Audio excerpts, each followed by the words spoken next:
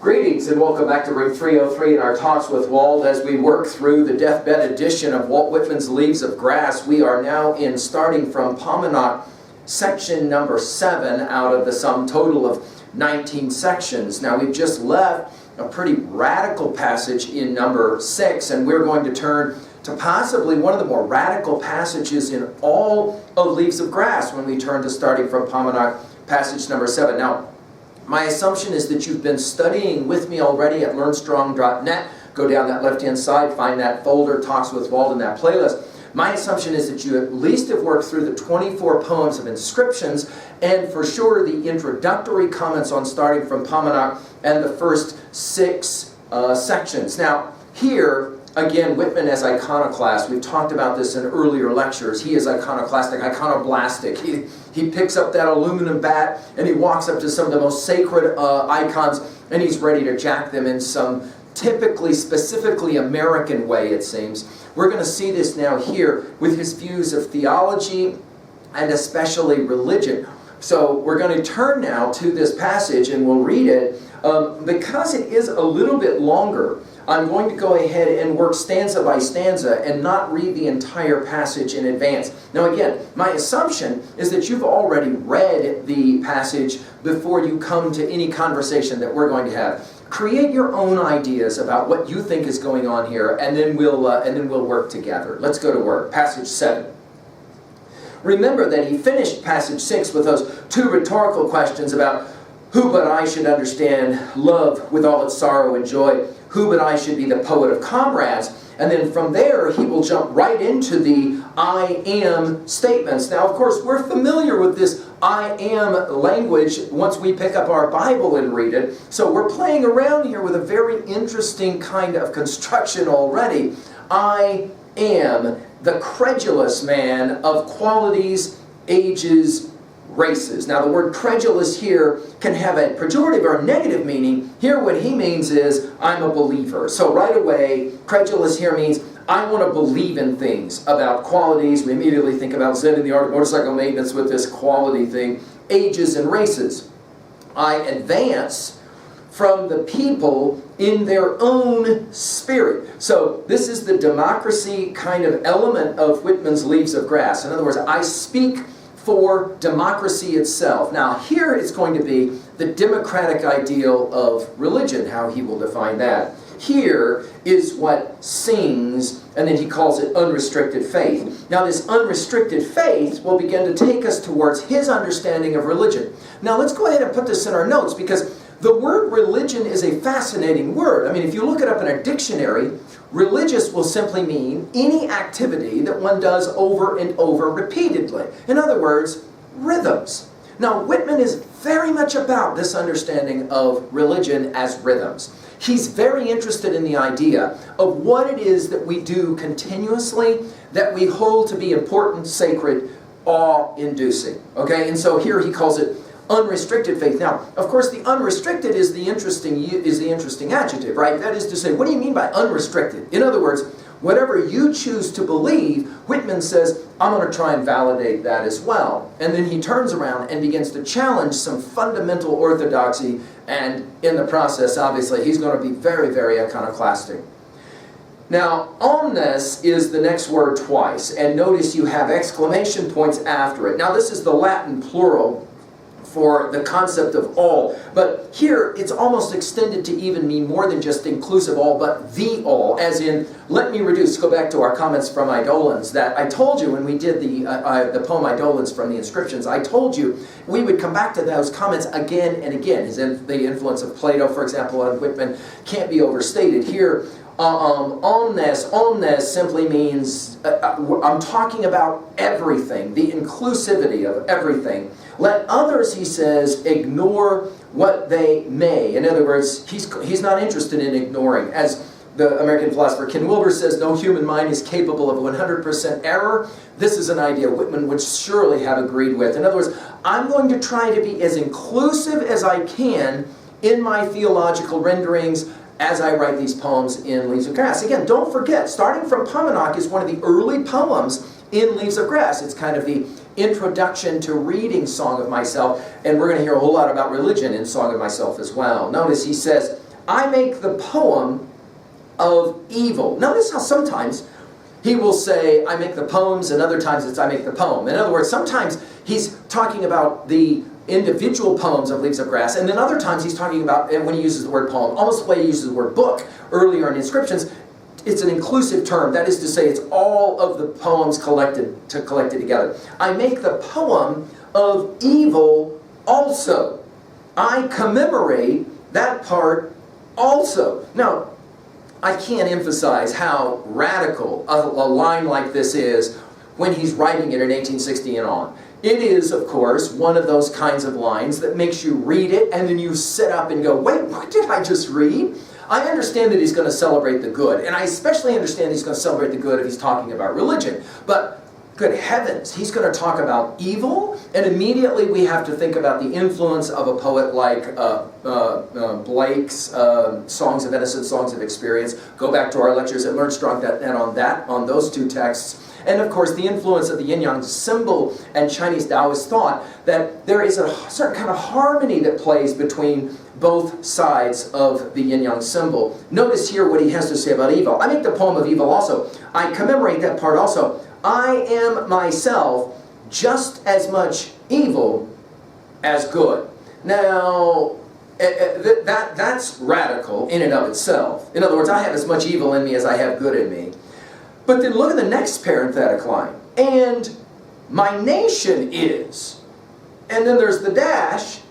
And then he even goes one step further. Notice the trinity here of radical comments. And I say there is in fact no evil.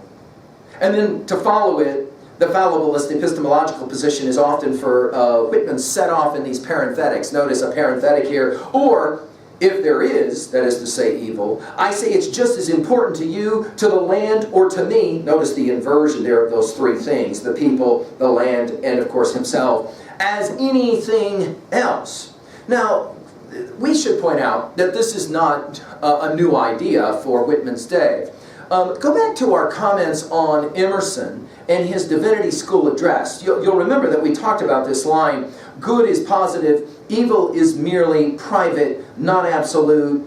It is like cold, which is privation of heat. And then go back to our comments on St. Augustine in especially Confessions and his comments regarding what constitutes evil as absence as opposed to absolute good. Whitman, in other words, is playing around with some old philosophic ideas, theological ideas. But I think there's a core here that's foundational to reading Whitman, and that is this.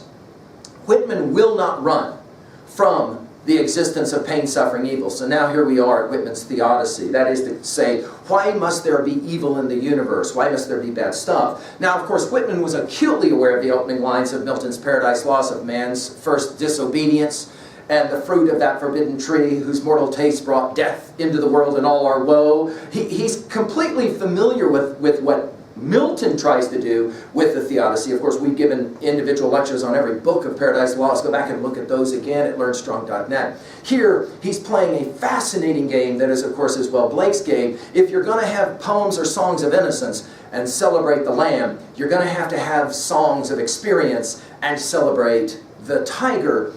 Did he who make the lamb make thee, is of course the question. How dare deity do such a thing as that? Here, Whitman's going to embrace both sides, the good and the evil of the nation and the self. To continue, he says, and of course, once he's got you this far into passage 7, there are readers of Leaves of Grass who have this feeling that when you're here, you've pretty much now jumped into the deep end of the pool that we call Leaves of Grass. You're no longer just reading a few lines that Whitman's written that says, hey, I think I want to write some really cool stuff. Now we're getting into what we sometimes call the theological weeds of what it is he says he believes. And of course, he's got to deal with an American history that has two sides, no question. Amazing good, but also, of course, horrific evil. And for Whitman, the greatest of those evils is, of course, the Civil War itself, because we have brothers fighting against brothers. Here, he'll say, though, in the end, if there is such a thing as evil, it's just as important to you, to the land, to me, as anything else. In other words, we need it all. If we're going to talk about true life, we've got to talk about the pleasure as well as the pain.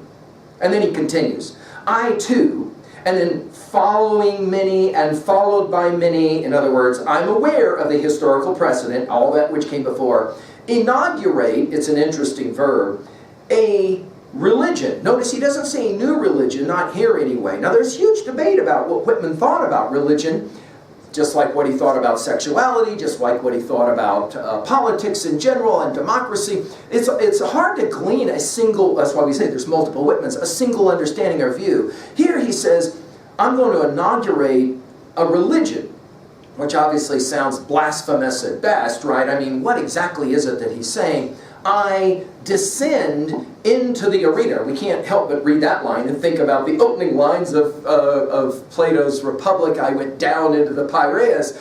And of course, Whitman is always seeming to play around with the Socratic myth. Down he goes. Of course, this descending takes us to Republic 7 and going down into the cave, and obviously the notion of the incarnation of Christ himself. So we're playing around with our Dante here. We're playing around with our Milton here. It's almost as if he wants to assume all of the epic tradition. Of course, remember, both Odysseus as well as Aeneas have to go into the underworld. They have to descend down into the arena, he calls it. And then notice the parenthetic again. Again, the fallibilist position. It may be I am destined to utter the loudest cries there, the winner's pealing shouts. Who knows? They may rise from me yet and soar above everything. And again, as we pointed out before, he loves to separate every and thing so that it's not one word. In other words, the religion that I am going to inaugurate may in the end be more precious to America than any other religion, which is truly remarkable that he would even say something like this. This, of course, sounding like the hubris, some have argued, of Milton at the beginning of Paradise Lost, things yet attempted in prose and rhyme, which is to say, I'm going to do what no one has ever done before. Notice he then will go on to finish this little poem 7 by saying, each is not for its own sake. Everything is connected and interconnected for Whitman, right? I say. Now notice we're going to get 3 of these I says. By the way, there's 8 at the beginning of this anaphoria game that he loves to play. There's 8 I's in this poem. Sometimes he's the poet of the people, sometimes he's the poet of the self, sometimes they mean the same thing. We got 8 of these, and notice we've got 3 of these I say, which sounds very much akin to the I will of the previous passage. I say, the whole earth and all the stars in the sky are for religion's sake. Now let's go ahead and get this out of the way now. For Whitman, the most important thing about religion is rhythms. And the most important thing about your rhythms is what you hold as sacred, what you have awe for, what you respect. For Whitman, he wants you to begin to think about what it is that you actually really respect. And therefore, what do you pay homage to? What are you in awe of? For Whitman, of course, he's hoping that it will be your country as it relates, obviously, to his leaves of grass, right? I say the whole earth and the stars in the sky are for religion's sake. I say no man has ever been half devout enough. We think about Nietzsche's famous line that the last Christian died on a cross, this need for greater amounts of devotion, right? He says, and then 2 nuns together, none has ever yet adored or worshipped half enough.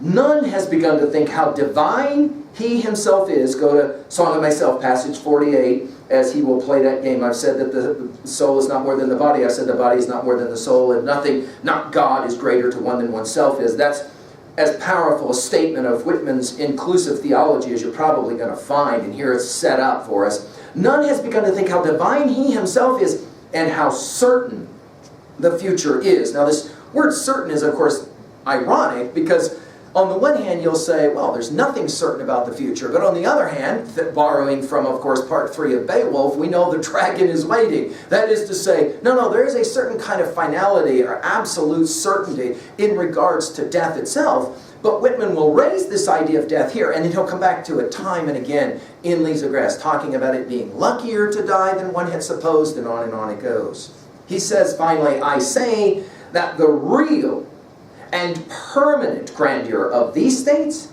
must be their religion. Otherwise, there is just no real and permanent grandeur. And then in parentheses to finish, nor character nor life worthy the name without religion, nor land nor man or woman without religion. Go back and count how many times he uses the word religion in this poem, coming back to it again and again and again. Now, the obvious question is he talking about religion the way it's used in public parlance? Oh, you're a Catholic versus a Protestant. Oh, you're a Protestant Baptist versus a Jehovah's Witness. In other words, is he using the word this way, or is he rather reinventing the word and in the process inaugurating a religion? I think it's the latter. I think what Whitman is trying to do is to challenge us to think about the fact that Americans are exclusively special in the history of the world because of our relationship with organized faith, religion, orthodoxy, and our willingness to say, you can have whatever faith you want to have. But for Whitman, what he really wants to ask is, what do you respect? What do you really love and respect? And now to finish it, really in some ways what he's arguing is we are what we do repeatedly, that is to say, what we do religiously, and to that degree, what we awe and what we respect is always the key. Right? At 2b, notice the repetitions of the I say, notice the use of the parenthetics. At 3a, I mentioned Emerson's Divinity School address, Nietzsche's The Antichrist, the line about the last Christian died on the cross. I just want to mention Scott Peck's People of the Lie, which is a fascinating treatment of what he calls absolute evil, and the idea that evil actually does exist to counter, of course, the position that Whitman will hold. We have to mention, of course, Dante's Inferno and Milton's Paradise Lost one more time.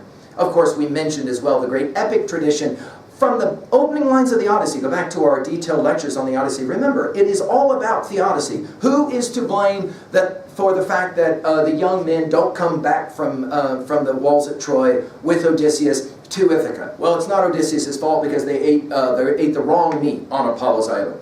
And of course, Zeus will say it's not my fault that humans continue to choose pain and suffering over somehow a relief from pain and suffering.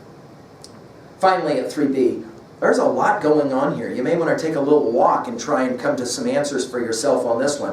What does religion mean to you? Do you like the idea that religion is in fact just what you do repeatedly? I mean, if you play video games all the time, you play video games religiously. That's how we use the term as an adverb. What are your thoughts about that? That is to say, what's important to you? That is to say, what do you have awe regarding? And then obviously the other question is, well, what are your thoughts about evil? Is there such a thing as outright evil? Are in fact some people evil? Are in fact some nations evil? Are in fact some accesses evil? Or is this kind of a throwaway term that doesn't have any parlance or meaning anymore?